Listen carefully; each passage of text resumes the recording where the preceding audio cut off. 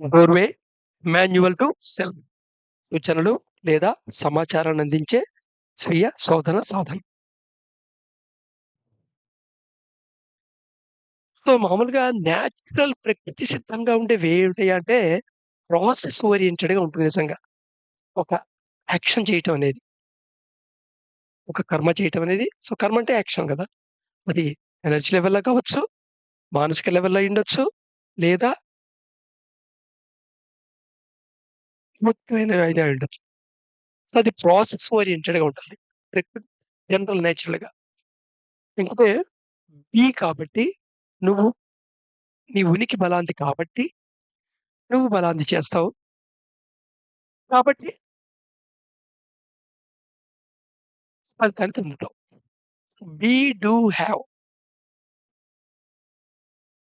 నువ్వు గాయకుడివి కాబట్టి పాట పాడావు. ఆ పాట నీకు అవార్డిచ్చింది. లేదా ఆనందాన్నిచ్చింది పాడటమే. లేదా ప్రేక్షకులు మెచ్చటం వల్ల మెచ్చుకోవటం వల్ల నీకు ఒక రకమైన ఆనందం వచ్చింది. So, be, do, have. సామాన్యంగా be, do, have reverse అయ్యుంటుంది.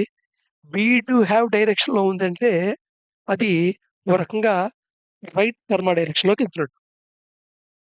Context content ఇంతకుముందు మాట్లాడుకున్నాం మనం. ఇప్పుడు కాంటెక్స్ట్ పరంగా రైట్ కర్మ ఎలాగా అనేది చెప్తున్నమాట కదా! So, be, do, have. నువ్వు మంచివాడివి కాబట్టి మంచి చేశావు. కాబట్టి నిన్ను మంచోడన్నారు.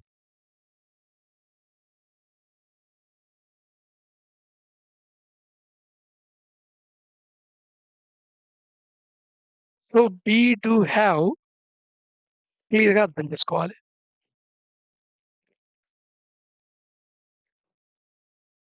This means we have never meant to act in order to find fulfilment.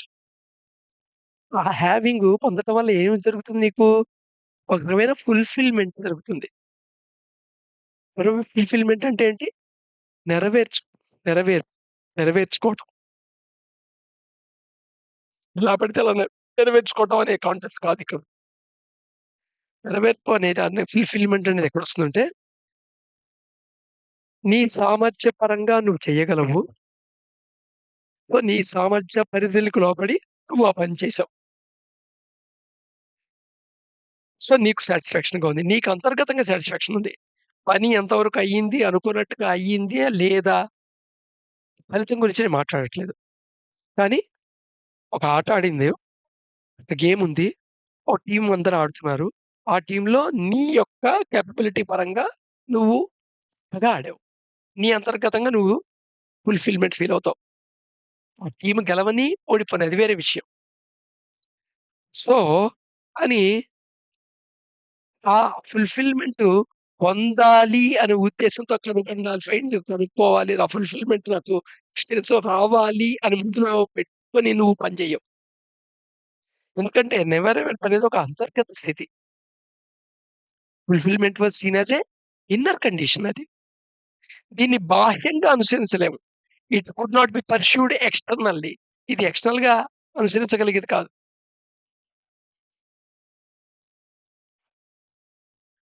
జనరల్‌గా మనం ఎవరైనా ఓ గేమ్ గెలిచారు టీము. గెలిచినప్పుడు ఆ! అందరూ ఆడారు. చాలా బాగా ఆడారు అనంగానే ఆ! లోపల ఫీలింగొస్తుంది. అందరెక్కడ ఆడారు. నేను చాలా గోల్స్ చేశాను. లోపల ఫీలింగొచ్చిందనుకో.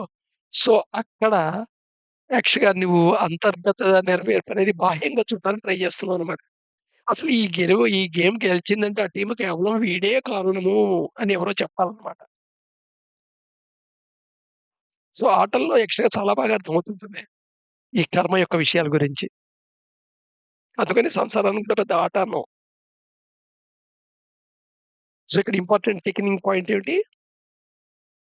ఫుల్‌ఫిల్‌మెంట్ కనుగొనటానికి to find fulfilment in order to find fulfilment never meant to act.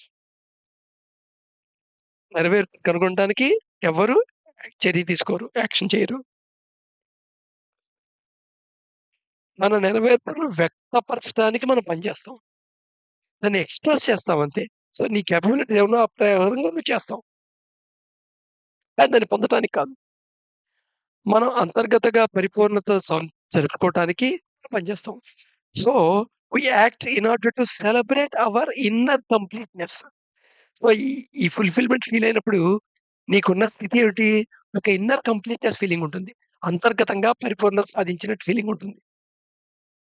ఇది చాలా ఇంపార్టెంట్. ఇది ఫైనల్ రిజల్ట్‌కి సంబంధం లేదు. నీ అంతర్గత స్థితి. కానీ ఫైనల్ రిజల్ట్ ద్వారా దీన్ని పొందుదాం అని చేస్తే ఇప్పుడేమవుతది పర్స్యూయింగ్ ఆఫ్ యాక్ట్ అవుతుంది. అంటే నాట్ అనుసరించడానికి కాదు. So, be, do, have. So, నీకొక థాటొచ్చింది. నువ్వు బలానా కాబట్టి నీకా థాటొచ్చిందా? లేదా బలాంది అవ్వటానికి ఆ థాటొచ్చిందా? నువ్వొక పని చేశావు. సో, ఎనర్జీ లెవెల్‌లో మనకప్పుడే ఇంకా పర్సెప్షన్ ఉండకపోవచ్చు. ఎందుకంటే మనం సెన్సిటివిటీ ఇంకా ఏమి యోగా ప్రాక్టీసెస్ చేసి డెవలప్ చేసుకోలేదు కాబట్టి. కానీ థాట్ లెవెల్‌లో, ఎమోషన్ లెవెల్‌లో, చేతల లెవెల్‌లో మనకు గుర్తుంటుంది. బీ, డూ, హావ్ డైరెక్షన్‌లో ఉన్నావా లేదా అనేది.